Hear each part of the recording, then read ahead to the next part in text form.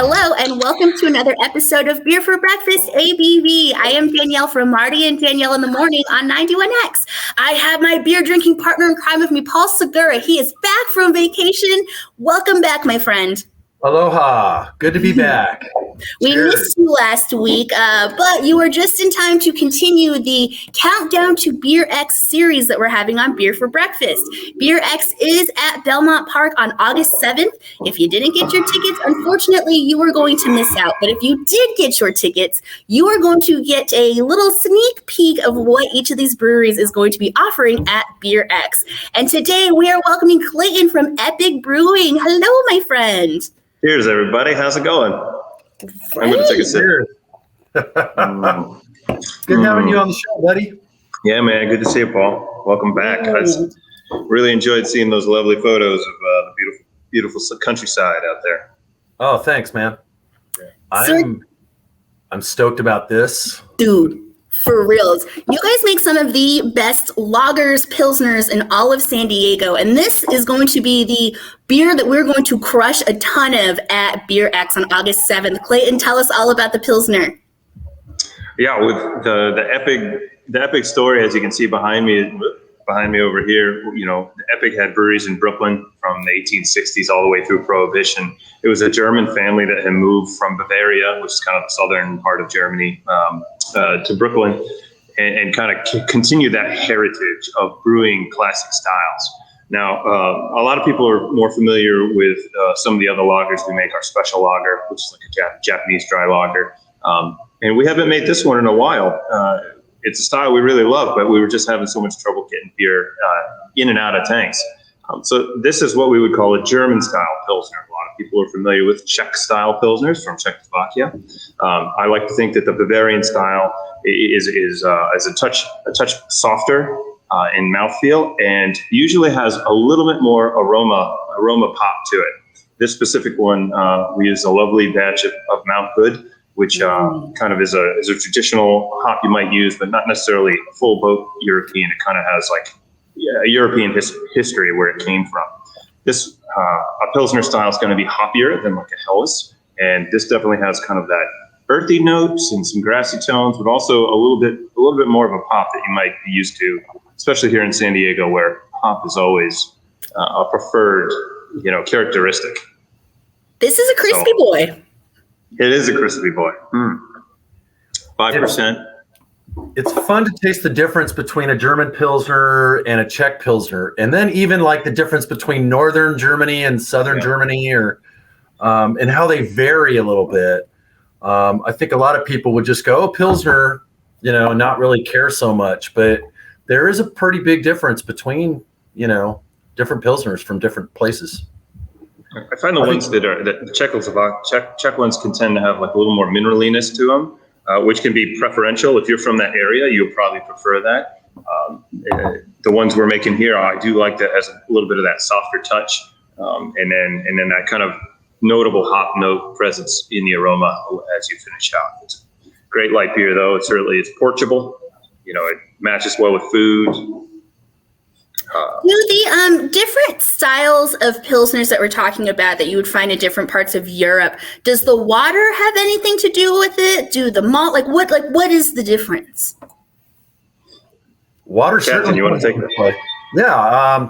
Well, I mean, I think either one of us could answer this question, but yeah, water absolutely comes into play. Like Clayton said, the mineraliness of the water. So the water in the Czech Republic is probably a little bit harder. It's got more minerals in it as opposed to the water in Germany. Also, I think there's a difference in the malts and the hops themselves. Saz is a variety of hop that grows in the Czech Republic that's really well known in many of their Pilsners, whereas Germany has, like he said, Mount Hood is domestically grown, but I think you could typically find like Tettnanger or Hallertau or varieties of like that in a lot of the German Pilsners. And there's a difference in the flavors that correspond to them. And for you guys, when you guys are making beers, do you ever change up the water treatment when you're making beers, or does it all the same water? For us, on a kind of a case-by-case basis, one of the things about brewing beer in San Diego is it's so hard to get sustainable local ingredients, right? We don't have fields of barley here. There are hop farms here. There's Star Ranch up north but that's not going to give, us or Ballast or Stone or Carl Strauss enough hops to sustain. One of the things we like to do is we do filter our water, but we do not strip it of all its minerality. The water that's coming down off the Colorado that we get is one of the few things in San Diego that is sort of, this is what we got. And so all of our beer is built on that water profile, and it changes seasonally. And when it changes, we do little tweaks to make sure we're getting consistency so that, especially our beers that we have year round, that they're going to taste the same. That's very important to us. We're very anal about that. And then with maybe some one-off beers, maybe then we'll church it up and change things up to kind of like try and promote a different profile. Yeah. Thank you for explaining that. We've actually never talked about water on Beer for Breakfast, and that's very one sexy. of the big main ingredients is the water. Yeah. A lot of people do reverse osmosis, which takes it down to nothing, and that gives you a clean slate where you can do anything you want with it. We don't have a hard rule, but we just thought it's the one San Diegan thing. Like the path that water takes all the way from the mountains to get to here makes it taste a certain way. And so that's what we've stuck with, because we found that it makes pretty good beer. That's really rad. Before we get into the 1045 to Denver, what's been going on with Eppig? I mean, I know that the North Park location is still there, but it's kind of changes from time to time. We've got the spot in Point Loma and then up in Vista. What's been going on with you guys? Well, not much. It's been a pretty chill year. Right now we're coming out of the gate pretty hard. Point Loma is fully open. We just had a wonderful, celebration down there this past weekend, having all the tables out in the beer garden. I'm sitting in Vista right now in our beer hall. We just had our first events here that you can have. You can rent the place out, and it's lovely, and it's got a sound system and a kegerator, and people are having, weddings and bar mitzvahs and things like that. Well, the kids, they don't get any, but we're coming out of the gate hard we have a new events person who's helping us set up and kind of like field all that pent up need that people have had for the last year of like wanting to gather with each other. That's the first things that are happening here. And then we're looking forward to BeerX, which is coming up. It'll be our first event back in the game. So I'm looking to come out and say hi to everybody, and I will probably have a few tasters of my own. Yes. So this is the coolest thing about BeerX. Like, we've thrown beer festivals before. We've been to all the beer festivals, but the great thing about BeerX is we have curated the breweries in San Diego that we specifically wanted to invite to this. These are some of the best breweries, and it is a mix of the bigger guys like our friends at Carl Strauss, Stone, and Ballast Point, but then it's also some of our friends that are smaller like Eppig, Latchkey. So we are super stoked to have you guys on. The other cool thing about BeerX is as you're going through and you're picking out your beers, you're getting exactly what you want to be drinking at Belmont Park. So it's going to be a very special day with our friends in Pepper, all of our breweries, and it's at the beach. Yeah. Definitely is something I like to go to. I love picking those events where we're in San Diego. If there's water in the background, I'm all for it. True that. And I will be tipping back so many of these. The 1045 to Denver is still my absolute favorite beer that you guys make at Eppig. It is just a dank 7% West Coast IPA that makes my bitter heart so happy. It's a good one. I mean, I love smelling this. I get so much fresh hop aroma coming off of this, but I also get some nice orange and grapefruit coming off of this as well. I have found that something about the orange zest for me is one of my most favorite West Coast IPA aromas. Lemon and lime are all great, everything you can get from citrus, but for some reason, West Coast IPA, something that hints at that specifically orange flavor to me without being overly fruity. It's kind of that, like as if you almost grated it on there. It provides a brightness, and I also have a deep love of oranges for my whole life, so go figure. I love this beer. Oh, same. And one of the things that I love so much about one of the many things that I love about Eppig and 1045 to Denver is it doesn't matter if I have this beer in the tasting room. It doesn't matter if I had this beer in a can. It didn't matter if I had it in a restaurant. It always is the highest of standards, and I always know exactly what to expect when I get it. So, like, cheers to you guys for doing that and keeping the standards up at Eppig. Hey, thanks a lot. I mean, that may be the best kind of compliment I think Paul or I could ever get is that, it's our purpose to make it.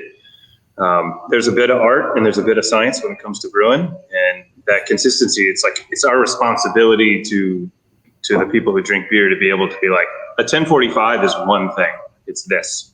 And then you make other beers and they taste that way.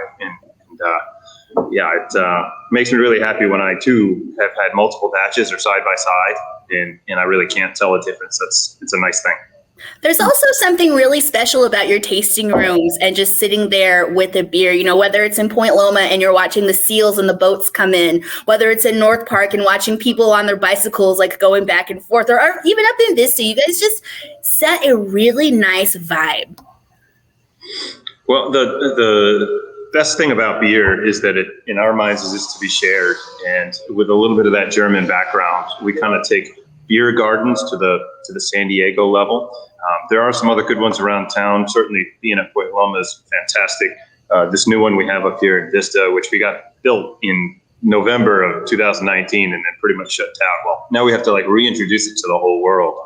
But anytime you can get outside with friends over a beer, something in the lighter, like lagery, lower ABV, sessionable type beers, I think is what the experience of beer is really about. Cheers to that. Yeah. So I had some friends blow me up yesterday who aren't even in the beer industry, just musician people. And they said, got some beer nerd friends coming in from out of town. Give me your top 3 breweries to take them to. You guys were one of them. Oh man, thanks. Yeah, for sure. Your beers, like you just said, the quality and consistency and cleanliness is always there. And I have no reservations about steering people over to you guys and, telling people to go drink Eppig, man, because it's always consistently good. Wow. As much appreciation, man. There's a lot of sleepless nights that over the years have gone into it. We're coming up on year number 5 here. And I hope that people are buying beer means that they feel that kind of same way. That's every little brewery has their own niche. We have so many good ones in San Diego. If we can be known as being dependable and consistent, that's really exciting to me. Well, and I don't want to speak for Paul, but one of the cool things about Eppig, as you're saying, you're coming up on your 5th anniversary, is Paul and I have been doing Beer for Breakfast together for 5 years. And you were one of the breweries that came on right out the gate when you opened. And it's been so fun the last 5 years, just seeing you guys grow and just continue to slay the game in San Diego. That's awesome. I didn't realize we were in parallel there. I do remember meeting you years ago, and I was like, this person is a force to be reckoned with. And it appears that is true. There it is. Clayton, before we leave you, is there anything that you would like the United Next listeners to know about Eppig? For certain. Man, what a great year we're aiming to as we get back to normal. We've got some great things coming up. We've got our 5th anniversary coming up in November. We've got Oktoberfest coming in the fall, which I could not be more excited. We just were looking at the brew schedule to make Fest beer. Fest beer is the best beer. It is my favorite beer on the planet.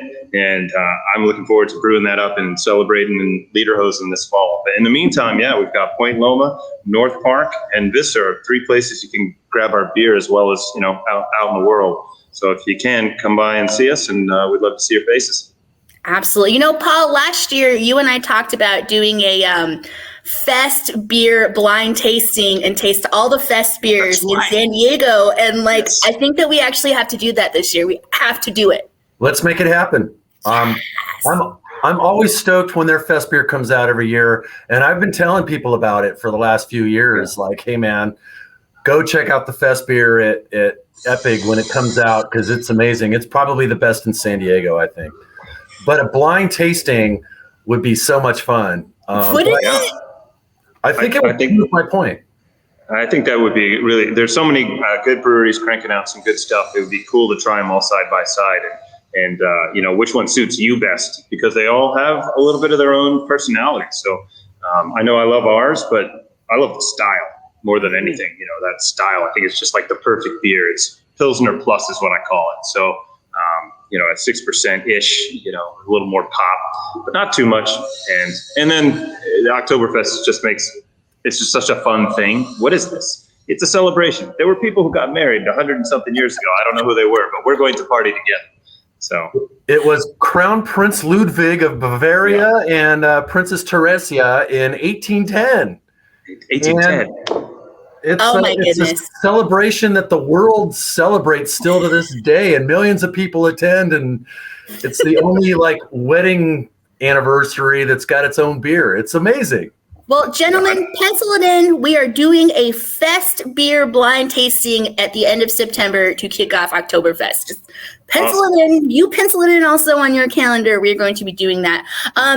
Clayton, thank you so much for joining Paul and I for Beer for Breakfast ABV. We cannot wait to be partying with you at Belmont Park at BeerX on August 7th. Again, sucks for you if you didn't get your tickets. We told you to get them. Is sold out. And if you're going to be there, make sure you stop by the Eppig booth and try these beers. And Friday morning, make sure you join us on 91X, 91.1 FM on your radio. You can stream from 91X.com or you can download the app. We have Beer for Breakfast at 9:05 Friday morning. Paul Segura will be joining Marty and I, and we're going to be drinking beer from Eppig Brewing. So, actually, before we go, I want to throw it out there. Happy birthday, Stephanie Eppig. Okay, that's